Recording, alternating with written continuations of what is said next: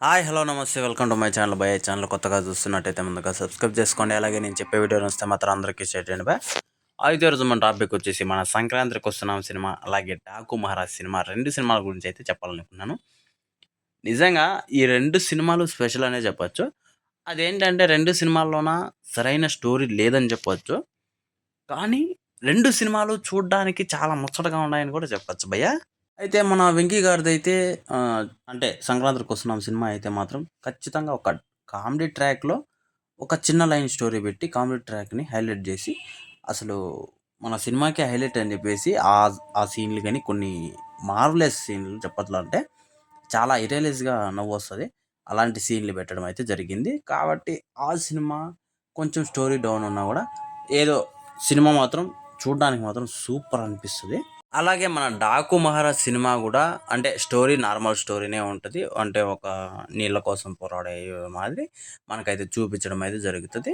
అయితే స్టోరీ అంటే ఇంతకుముందు కూడా మనం అలాంటి స్టోరీస్ అయితే చూసాం గానీ, మన బాలయ్యకిచ్చిన ఎలివేషన్స్ ఉన్నాయా చూసారా? నాకు తెలిసినంత వరకు 'కేజీఎఫ్' సినిమాలో యష్‌కిచ్చిన ఎలివేషన్స్ ఆ రేంజ్‌లో అనిపించింది భయ్ నాకైతే నిజంగా.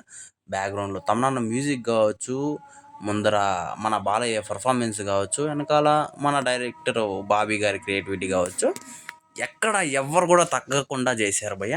నాకైతే సూపర్ అనిపించింది. స్టోరీ మాత్రం నార్మల్ అనే అనిపించింది భయ్య.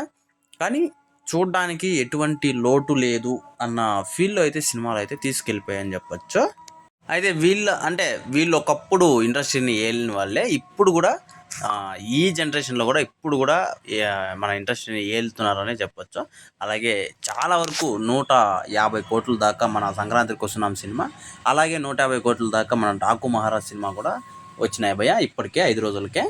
నాకు తెలిసినంత వరకు ఇది చాలా పెద్ద అమౌంట్ అని చెప్పొచ్చు. ఎందుకంటే చాలా వరకు ఇంతకుముందు సినిమాలకి 100,00,00,000 లోపే వీళ్ళ సినిమాలు ఆగేటివి. కానీ ఇప్పుడు అలా గాదు.